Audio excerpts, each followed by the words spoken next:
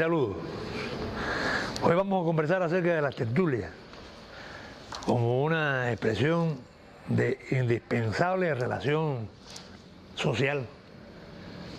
Y aunque muchas de ellas surgieron en espacios reducidos, que aparentemente no tienen una extensión de lo social como hoy se dice frecuentemente, por muy poco o por muy reducido que haya sido el público o los contertulios, siempre fueron actividades sociales. Precisamente aquí, en este museo provincial, hablamos acerca, ya hace un tiempo, de los alumbrados y de otras expresiones de relación íntima que hubo, que se trasladaron y que desaparecieron. Pero en este caso las tertulias constituyen una expresión más extendida en el tiempo.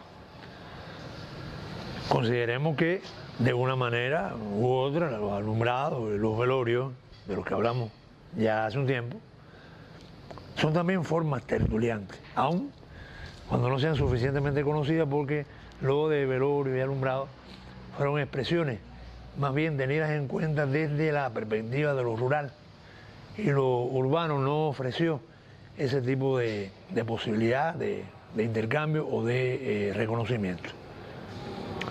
Ahora, ¿qué sucede?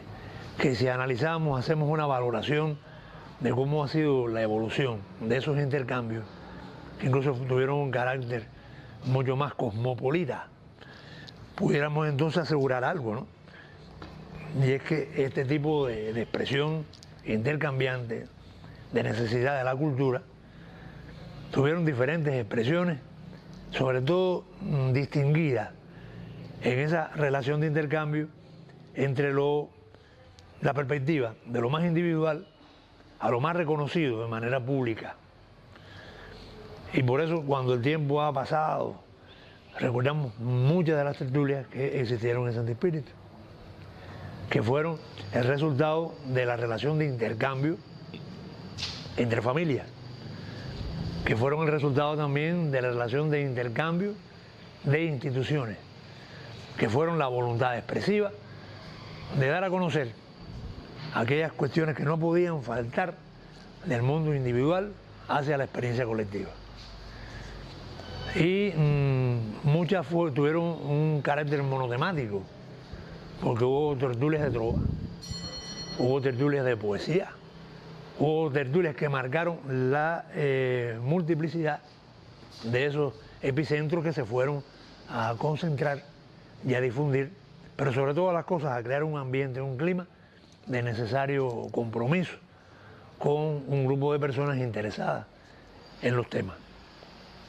Y por eso hay que recordar que incluso, aunque muchas veces no se tiene suficientemente bien en cuenta, que la expresión de intercambio que sostenía Juan de la Cruz Echemendía cuando fundó la Yaya era una tertulia, porque a veces se quiere ver, o sencillamente hay personas que lo ven, no por imposición, sino a veces por desconocimiento o por facilismo, que la casa de Juan Echemendía era un ensayo o un local de ensayo para la trova y los coros de clave.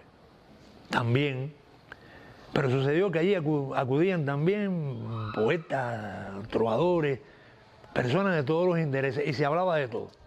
Se hablaba de poesía, se hablaba de música, se hablaba de las otras expresiones de la literatura.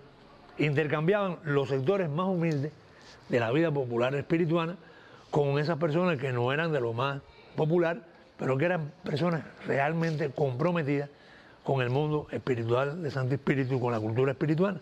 Y por ahí pasaron desde los más humildes trovadores hasta los más importantes poetas y personas comprometidas con la vida social, como eran en este caso los escritores de Eros y otros que marcaron una resonancia en la cultura espiritual. Y el tiempo pasaba y hubo, como dije, tertulias de trovadores allá en la casa de Toño, donde acudían al principio de la Revolución trovadores a distinguir su necesidad, a expresar su expresión o a definir su expresión comunicativa, y conseguían, caramba, algo que no debió perderse nunca, que fue la fortaleza de una voluntad sencillamente expresiva e importante. Pero bueno, como todo lo que comienza termina, todas las tertulias comenzaron en aquella etapa, estoy hablando del siglo XIX, adentrándose en el XX, y por razones a veces personales o por la propia dinámica de los tiempos desaparecieron. Con el siglo XX, ya a finales del siglo XX, con las nuevas instituciones que surgen, las 10 instituciones básicas que surgen, surge una institución indispensable para la memoria cultural de los pueblos, y en este caso de Santo Espíritu, que fue el Museo de Historia, lugar donde estamos hoy recordando la importancia de la memoria que se fija, que se expande. ¿Y por qué lo digo? ¿Por qué escogimos este lugar? Porque aquí está sucediendo hoy, pero comenzó allá en la calle Céspedes, cuando se inauguró el Museo de Historia, una de las tertulias más extendidas en el tiempo, más amadas, más fortalecidas, que un día aplazó su relación de intercambio y luego volvió a recuperarse, y aquí se recuperó de nuevo este tipo de intercambio cultural. Esta vieja campana estaba allá, en aquel museo. Con esta campana se anunciaba el inicio de la noche importante del té cultural.